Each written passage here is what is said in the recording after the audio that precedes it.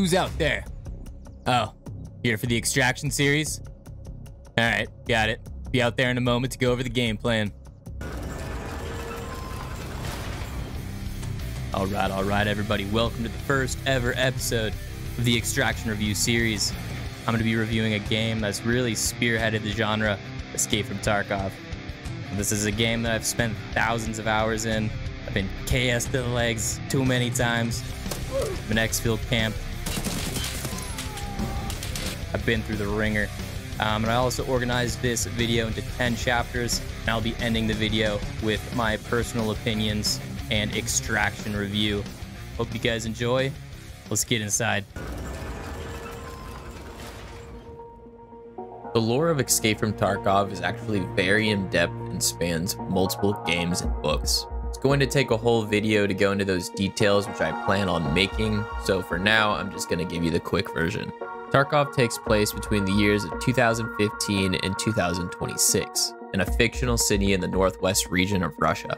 Due to political and military complications, war broke out and shattered the peace of the residents and military groups in the area. The residents who couldn't escape or chose to capitalize on the chaos degraded into selfish scavengers known as scavs. Amongst the scavs, leaders emerged like Reshala, Sturman, Bluhar, and more. Scav and Scav bosses are the bot NPCs encountered throughout Tarkov. The citizens were not the only ones who couldn't escape. Military contractors are also stuck in the turmoil. The two main military groups you can choose from are USEC and Bear. Your character is one of the mercenaries stuck in Tarkov, hence Escape From Tarkov.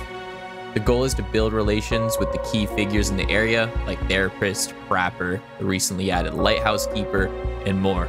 You complete tasks for these key individuals to earn your way out of the city. The game spans multiple settings from lush woodlands, seaports, industrial zones, and cities. Whether you like CQC, medium or long-range PvP, this game has all these elements. When it comes to customization, Tarkov is one of the most diverse games I've ever played. You have thousands of different weapons to choose from with thousands of different ammo types. Seriously, just look at all these AKs sold from Prapper, and this isn't even all of them. There are two main style types. You have Russian and American weapons. Each are highly customizable. You can make a highly efficient killing machine, or you can meme out and build a goofy work of art. Another immersive feature is that the parts are actually taken out of present day. So take this voodoo, for example, or this hammer. All of the attachments are something that is currently in the real world. So this game is definitely for gun nuts. You probably heard the rumor, ammo is more important than the gun in Tarkov. Well, that's not far from the truth. With over 100 different ammo types, each bullet has its own stat and is meant for a specific purpose. Maybe you're fighting a highly armored player, then you're gonna need ammo with higher armor pen.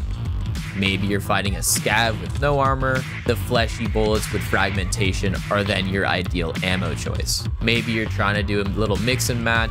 You can individually pack your mags bullet by bullet so you can have flesh, armor pen, maybe you want a tack load, whatever the case may be, Tarkov has the ammo type for you. Tarkov offers plenty of armor choices as well. There are 6 different classes with plate systems coming soon. The armor also has different material types like ceramic or metal and come in 3 forms: helmets, body armor, and armored rigs. Helmets are also customizable. You can put on face shields, lights, and NVGs. Healing in Tarkov is very complex. You can fracture a limb, have a light bleed, heavy bleed, obtain a concussion, and a lot more. There are multiple status effects like exhaustion, dehydration, and hunger. All of these health conditions and status effects have specific items to take care of your problem. Some of the items do more than one thing, while others have a sole function. So before you go into a raid, it's important to account for all of the possibilities. In EFT, there are currently 9 playable maps and 3 maps in development, each varying in size, raid time, terrain, and difficulty. Some maps are locked behind rare and expensive items, while others you can't make it out without completing a specific behavior. There is no HUD or useful map in Tarkov. Extraction points are not hard to grasp, but it does take some time to learn where they are. It's highly recommended to download the Tarkov maps and have it pulled up on a second monitor if you have the ability to, because without it, it's going to be very hard to learn. Most maps have NPC bosses that spawn rarely with high valuable items. They have their own set locations and with their own set of behaviors. They're not your normal scav bots, they're very dangerous, so proceed with caution. Besides PvP and looting, there are numerous PvE elements to keep you entertained. The quest element is called tasks given by NPC traders. They range from killing missions, obtaining items, planting items, and a lot more. There are currently over 200 tasks, not to mention dailies and weeklies. So there's plenty to do here in Tarkov. When you're out of raid, your base is called the hideout. Here you can store found materials, build vital utilities, test out weapons, work out, and more. Each hideout utility needs to be built with found or bought materials and has multiple ranks. Tarkov does wipe. Recently, the wipes have lasted around 6 months, but it can be longer or shorter. It usually depends on the kind of content they are releasing with the wipe. The wipe to most is a welcomed event. It normally comes with end wipe special events, like all of the bosses spawning in one area, fire sales, and more. Early wipe is arguably the best part and welcomes new players since everybody is brought back to the same level. When these wipes approach, Battlestate Games, the developer of Escape From Tarkov, also releases a live-action mini-series on their YouTube page to usher in new content. Tarkov is not without problems. There are numerous complaints over audio, utility, and functional glitches. Here's an example by Airwing Marine. Hilariously loud, forever looting noises, even when you're done looting. Oh no. What glitch? It's still looting. There was a time when flashlights were seen through walls, players' guns appeared at their side when they really weren't, footsteps could be heard multiple floors away, and more. Yep. Desync is also a common problem in EFT. On the brighter side, the dev team does release patches and try to fix these issues. The reality of game development is when you add more moving parts, previously working assets can break. People do get upset over this for good reason, but remember it is a beta and a smaller company. At the end of the day, they're trying.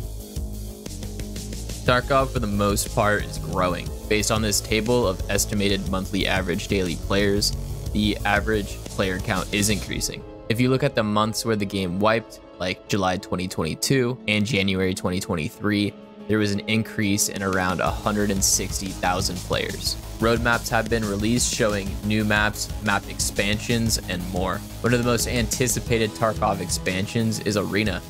Arena is a side game tied to Tarkov that is focused on strictly PvP. Arena is a team-based deathmatch for now, but it will surely expand over time. With all these content improvements and expansions, Tarkov is bound to attract new viewers, new players, and grow. There's no sugarcoating this.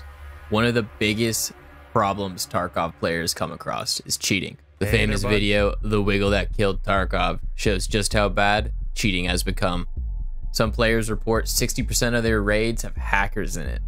This is by far the worst aspect of Escape From Tarkov. The development team aims to battle hacking and now releases ban reports whenever a report a player sends results in a positive ban. If anything is going to kill Tarkov, it's gonna be cheating. Many players have given up on the game because of this issue. The game is a highly stressed survival shooter. Some people don't say it's a survival, but I'm gonna say it's a survival game. And when everything's on the line and you get killed by wall hacks or something stupid like that, yeah, it's very frustrating and I don't blame them. One thing Battlestate Games has done a really good job with Tarkov is replayability. As mentioned earlier in this video, there's thousands of unique items, hundreds of tasks, multiple maps that get updated over time, not to mention new maps. There's maps that have chance spawn encounters, so each map is also unique in its own way each time you play it. And on top of that, the game wipes. The numbers speak for themselves. Many of the loyal player base has spent thousands of hours playing this game. That doesn't happen without replayability. Some people might argue some tasks are boring or this or that, but at the end of the day, they're playing the game for hundreds to thousands of hours, so the dev team clearly is doing a good job. Tarkov aims to develop this game for a hardy audience. This game is highly technical, unforgiving, challenging, and stressful. Most players are in their late 20s to 30s. Personally, I have met maybe 2 teenagers that play this game. I mean, I'm sure they're out there, but they're far and few between. If you like realistic, hardcore military shooters, then this game is for you. This game constantly kicks you on the ground, producing the common phrase, getting Tarkov. If you are impatient, get angry easy, or are impulsive, this game may be not for you. You have to be resilient in this game to last. I hate this game! The community is a lot of fun and has a wide range of playstyles. 2 dominant classes have emerged in Tarkov, the Rats Oh, hey, what's up, man? How you doing? and the Chads. Oh, baby. The Rats are sneaky players that like to exfil camp, sit in bushes near quest locations, and run low-budget kits to maximize their returns. The Chads are the WP PvP enthusiasts who push every gunshot wearing the best gear using the best ammo. You can't do nothing. The battle between these 2 playstyles is as old as Tarkov and will not end anytime soon. Say hello to my little friend! There are 4 game packages you can choose from, priced in USD at $50, $82, $110, and $150. These prices are soon to change as indicated by the timer on their website. At the time of this video, it's about 4 months away, which is about end of wipe December-ish. I think this is also when Arena will be released, since Arena is the reason of the price change. The packages differ on what items you start with, your initial storage size, and your secure container. Most people buy the base game and then upgrade to the 150 USD Edge of Darkness package once they've committed to the game. The EOD package is worth it for longtime players because each wipe, your storage is maximized, your secure container is maximized, and you have access to all future DLCs. The secure container is the back pocket of your main character. Anything stored in this container will not be lost when you die in raid. As you can imagine, this is a highly desired item in an extraction shooter.